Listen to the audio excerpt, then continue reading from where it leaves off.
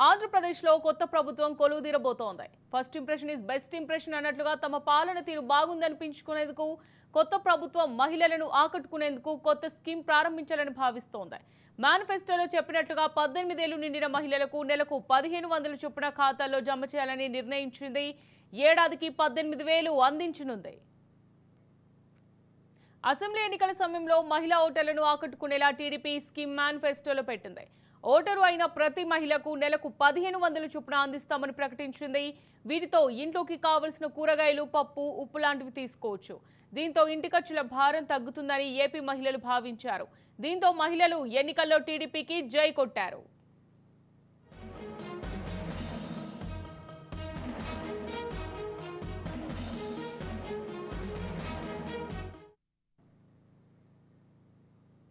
ఏపీలో సంక్షేమ పథకాలతో పాటు అభివృద్ధి కూడా కావాలని ప్రజలు కోరుతున్నారు. జగన్ సర్కార్ కూడా అనేక సంక్షేమ పథకాలు అందించింది, కానీ అభివృద్ధి కనిపించలేదు. ఈ క్రమంలోనే ఓటర్లు ఎన్నికల్లో ఆ పార్టీని తిరస్కరించారు. కొత్త ప్రభుత్వం కూడా అభివృద్ధిని వదిలేసి కేవలం సంక్షేమం తమ అజెండాగా ముందుకు వెళ్తే ప్రయోజనం ఉండదు. ఏపీ ప్రజలు దాన్ని స్వీకరించారు. ఇందుకు తాజా ఎన్నికల ఫలితాలే నిదర్శనం. మరోవైపు రాష్ట్రంలో విడిపోయి 10 ఏళ్లైనా ఏపీకి రాజధాని లేకుండా పోయింది. ఇది కూడా వైసీపీ ఓటమికి కారణం.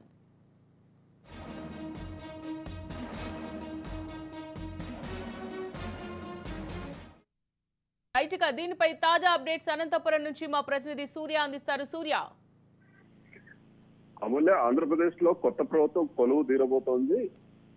రాష్ట్ర ముఖ్యమంత్రిగా నారా చంద్రబాబు నాయుడు ప్రమాణ స్వీకారం చేయబోతున్నారు. ఇక first impression is the best impression అన్నట్టుగా తమ పాలన తీరు బాగుండాలి అన్నట్టు ఈ టీడీపీ ప్రభుత్వం అన్నది ఆలోచనలో ఉంది. దానికి తగ్గట్టుగానే మహిళలకు ఆకట్టుకునేలాగా కొత్త స్కీమ్ ప్రారంభించాలన్నట్టు భావిస్తోంది. ఇందులో భాగంగా ఏదైతే మేనిఫెస్టోలో చెప్పినట్టుగా 18 ఏళ్లు నిండిన ప్రతి మహిళకు కూడా నెలకి 1,100 రూపాయలు ఇవాళ వాళ్ళ నేరుగా వాళ్ళ ఖాతాల్లో జమ చేయడానికి నిర్ణయం చేసుకుంది. ఏడాదికి ఈ విధంగా తీసుకుంటే 18,000 అందనుంది ప్రతి మహిళకి. అంటే అసెంబ్లీ ఎన్నికల సమయంలో మహిళా ఓటర్లను ఆకట్టుకునేలాగా టీడీపీ స్కీమ్ అనేది మేనిఫెస్టోలో పెట్టడం జరిగింది. ఓటర్ అయిన ప్రతి మహిళకి నెలకు 1,100 చొప్పున అందిస్తామని ప్రకటించింది. వీటితో ఇంట్లోకి కావాల్సిన వాళ్ళకు చిన్న చిన్న ఏదైతే కూరగాయలు ఉంటాయో, పప్పు, ఉప్పు లాంటివి తీసుకోవచ్చు, లేదా చిన్న ఖర్చులు ఏదైనా ఉంటే తీసుకోవచ్చు. దీంతో ఇంటి ఖర్చుల భారం కాస్త భర్తతో పాటు పంచుకునేలాగా మహిళలకు ఉండాలన్నట్టు టీడీపీ అనేది భావించింది. దీని ప్రకారంగానే తీసుకుంటే మహిళలు కూడా పెద్ద ఎత్తున టీడీపీకి జై కొట్టారన్నట్టు కూడా మనం చెప్పుకోవచ్చు. అదే విధంగా ఏపీలో సంక్షేమ పథకాలతో పాటు అభివృద్ధి కూడా కావాలని ప్రజలు మరోవైపు కూడా కోరుకుంటున్నారు. మనం గతంలో చూసామంటే జగన్ ప్రభుత్వం కూడా అనేక సంక్షేమ ఫలితాలు ప్రతి ఒక్కరికి అందించింది రాష్ట్రంలో. అయితే ఎక్కడ కూడా రాష్ట్రంలో ఏదైతే అభివృద్ధి అనేది కావాల్సి ఉందో, యువతకు కావచ్చు, మహిళలకు కావచ్చు, వృద్ధులకు కావచ్చు, లేదా డెవలప్మెంట్ ఏదైతే ఉందో అదైతే ఎక్కడ కనిపించలేదు. ఈ క్రమంలోనే ఓటర్లు ఎన్నికల్లో ఆ పార్టీని తిరస్కరించారు.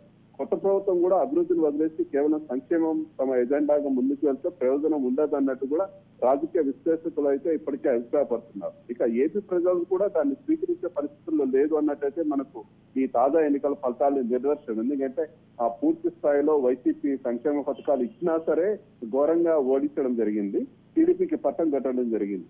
అదే విధంగా ఏదైతే మనకు రాష్ట్రము తెలంగాణ, ఆంధ్రప్రదేశ్ విడిపోయి దాదాపుగా 10 సంవత్సరాలు అవుతున్నా సరే ఏపీకి రాజధాని అన్నది లేకపోవడం అనేది అత్యంత బాధాకరం, ఒక రకంగా దురదృష్టం కూడా అనుకోవచ్చు. దీనికి కూడా ఒక కారణంగా వైసీపీ ఓడిపోవడానికి అన్నది చూడొచ్చు. కాబట్టి ఇప్పుడు కొత్తగా అవుతున్న నారా చంద్రబాబు నాయుడు ముఖ్యమంత్రి సారథ్యంలో ఏదైతే ప్రభుత్వం వస్తుందో ఆ ప్రభుత్వం సంక్షేమ ఫలితాల మీదే కాకుండా రాష్ట్ర అభివృద్ధి మీద కూడా దృష్టి పెట్టాలి. అదేవిధంగా ఏదైతే అనేక మంది ప్రజలు కోరుకుంటున్నారో, రాష్ట్ర ప్రజలు కోరుకుంటున్నారో ఏదైతే రాజధాని కావాలో దానికోసం కూడా వాళ్ళు ఏదో ఎక్కడో చోట ఒక రాజధాని అభివృద్ధి అనేది చేస్తే, అదేవిధంగా యువతకి ఉపాధి అవకాశాలు కావచ్చు, అదేవిధంగా మహిళలకు కూడా విద్యా అవకాశాలు, ఉపాధి అవకాశాలు కావచ్చు, ఇటువంటి దానిపైన దృష్టి అనేది సారిస్తే బాగుంటుంది అన్నట్టు అనేక మంది అభిప్రాయపడుతున్నారు. అమూల్య.